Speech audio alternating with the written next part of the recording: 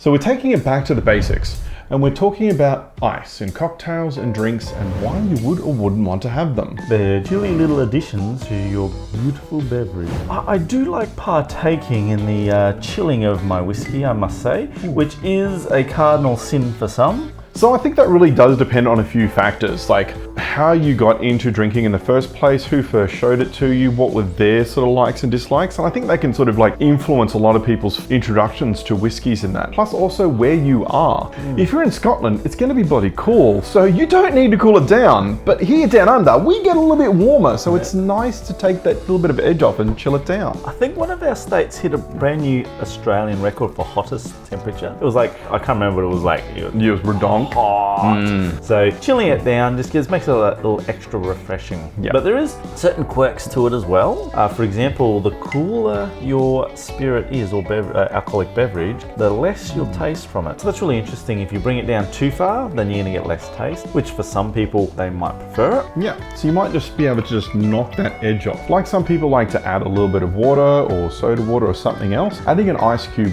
will also bring it down that little bit. So yeah, realistically, it's the way that you like to have your drink, which I think we like to say on this show. What you like, the way you like it, that's going to be the right way. Oh yeah. All right. So I guess we sort of started off talking about larger cubes of ice, which is what you would normally want to use in a spirit like whiskey or rum.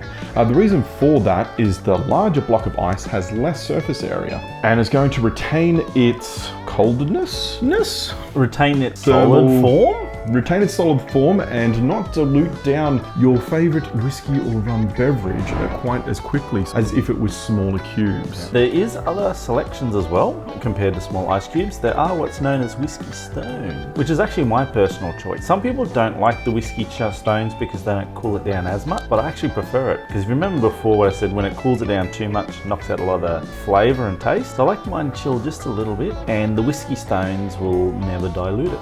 Yeah. Because they're not going to melt. But I actually have another interesting thing I use whiskey stones for. Do I want to know? Do they have strings on them? It's nothing of that nature. That's on our next episode.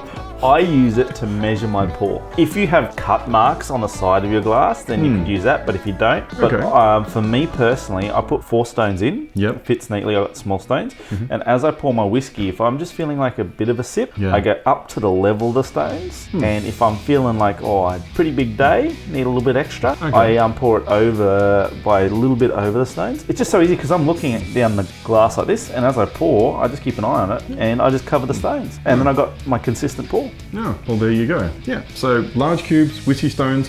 You might find that the slightly smaller ones, probably the regular sort of ice cube trays you're kind of used to, you've probably seen them in bars and everything else like that. Most commonly used in shaken cocktails. The reason for having the smaller ice cubes is you have a larger surface area, so more of the liquid that's being shaken gets cooled quicker. The very, very smallest crushed ice will actually cool things down the quickest, but will actually dilute it faster. So basically, yeah, smallest dilutes the most, largest dilutes the slowest is the basic way to sort of think about it. And then yeah, you can use sort of everything in between. Like your crushed ice is usually used in like your mojitos and things like that nature.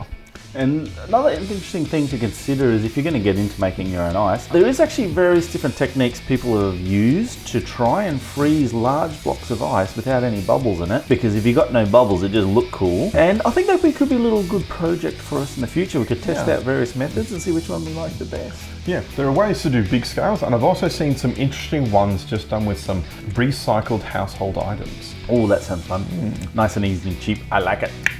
One other thing I have seen some people online do is just straight up refrigerate or throw their spirits into the freezer. I'm not one to do that. I like to have mine displayed out and maintain at room temperature, but I could see some arguments in the sense that it can maintain it at a consistent temperature all the time.